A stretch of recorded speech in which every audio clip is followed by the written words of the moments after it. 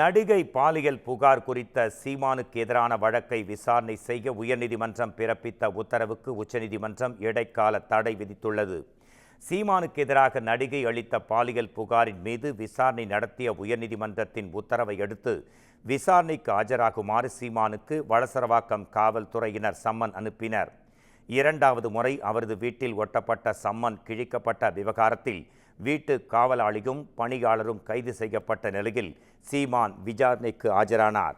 இதனிடையே உயர்நீதிமன்றத்தின் உத்தரவுக்கு இடைக்கால தடை விதிக்க வலியுறுத்தி சீமான் சார்பில் உச்சநீதிமன்றத்தில் மேல்முறையீட்டு மனு தாக்கல் செய்யப்பட்டது. இம்மனுவை விசாரணை செய்த உச்சநீதிமன்றம் உயர்நீதிமன்றம் விதித்த தீர்ப்புக்கு இடைக்கால தடை விதித்ததோடு மேல்முறையீட்டு மனுவுக்கு பதிலளிக்க தமிழக அரசுக்கும் உத்தரவு பிறப்பித்தது.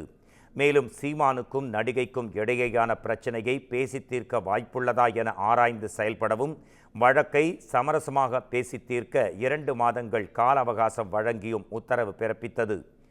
இந்நிலையில் மதுரையில் செய்தியாளர்களிடம் பேசிய சீமான் தனக்கு எதிராக எந்த வழக்கும் நிற்காது என்றும் நடிகையுடன் சமரசம் பேச வாய்ப்பில்லை என்றும் திட்டவட்டமாக தெரிவித்தார். அதாவது நம்ம தடை தான் கேட்டுருக்கோம். அதுக்கப்புறம் வழக்கை அழிக்கிறதுக்கான நகர்வு நடக்கும். அதாவது இங்கே உயர்நீதிமன்றத்தில் அதை கோரிக்கை வச்சுருந்தா இது ஏன்னா ஒன்றும் ஆதாரம் இல்லாத அவதூறு வழக்கு தான். இது எல்லாருக்குமே தெரியும், கேட்குற பார்க்குற எல்லாருக்குமே தெரியும். இப்போ அதனால நானே தான் இந்த வழக்கை தொடுத்தேன் உயர்நீதிமன்றத்தில். ஏன்னா இது ஆங்கிலத்தில் டியூஷன் இது ஒரு தொல்லை. இது 14-15 ஆண்டுகளாக இருக்கிறது ரொம்ப அதனால தான் நானே தொடுத்தேன். அது நீங்கள் இந்த எப்படி பார்த்தாலும் இந்த வழக்கை விசாரித்தா அது முழுக்க போய் இந்த அவதூறுன்னு தான் முடியுது. ஒரு திட்டமிட்டு சுமத்தப்பட்ட பழி இழிவு தான் அது. இப்போ அதனால தான் இதை நம்ம அதுக்கு போனோம். இப்போ இந்த இடைக்கால தடையை நான் வரவேற்கிறேன். மறுபடி மேலதிகமாக நான் எப்படி நகரணுமோ சட்டப்படி அதை இல்லை சார், இருதரப்பும் உடன்பாடு காண்பதற்கு ஒரு 12 வாரம் கொடுத்துருக்குறாங்க. அந்த உடன்பாடுக்கான வழிகள் இருக்கா? இல்லை, இந்த உடன்பாடுன்னா என்ன உடன்பாடு? ஒன்றும் இல்லை. அடிப்படையில் இதை 2 பேரும் தீர்த்துக்கலாம் அப்படின்னு நீதிபதிகள் கோட் பண்றாங்க. அதை வாய்ப்பு இருக்கான அதுக்கு வாய்ப்பு தேவையில்லை.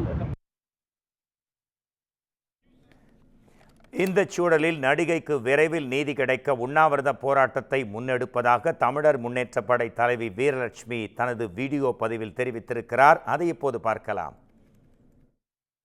அவர்களால நடிகை அவர்களுக்கு 7 முறை கருக்கலைப்பு செய்யப்பட்டதுனால அவங்களுடைய கர்ப்பப்பையை இன்னைக்கு மருத்துவர் எடுக்க சொல்லியிருக்காங்க.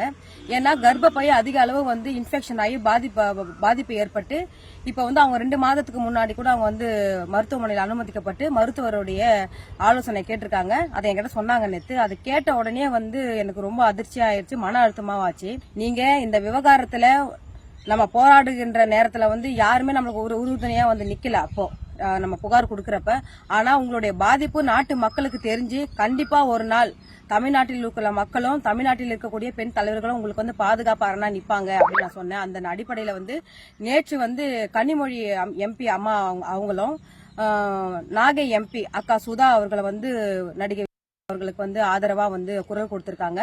மேலும் எண்ணற்ற பெண் தலைவர்கள் எல்லாருமே இன்னைக்கு குரல் கொடுத்திருக்காங்க. நடிகை அவர்களுக்கு ஆதரவா நிக்கிறவங்க யாருன்னு பாத்தீங்கன்னா பெண்மையை போற்றவங்க, பெண்மையை மதிக்கிறவங்க, கற்பனா என்னன்னு தெரிஞ்சவங்க தான் இன்னைக்கு அவர்களுக்கு ஆதரவா நிக்கிறாங்க. இது 3மே என்னன்னு தெரியாதவங்க தான் இன்னைக்கு சீமான் பின்னாடி நிக்கிறாங்க. இது நாட்டு மக்கள் இதெல்லாம் நினைச்சு நீங்க கவலைப்பட வேணாம். கண்டிப்பா நடிகை அவர்களுக்கு நீதி கிடைக்கும். அந்த நீதி விரைவா கிடைக்கிறதுக்கு எமது தமிழர் முன்னேற்ற படை சார்பாக நாங்க அவர்களுக்காக சென்னை வள்ளுவர் கோட்டத்துல நான் உண்ணாவிரதம் இருக்கலாம் நாங்க ஏற்பாடு செஞ்சுட்டு இருக்கிறோம்.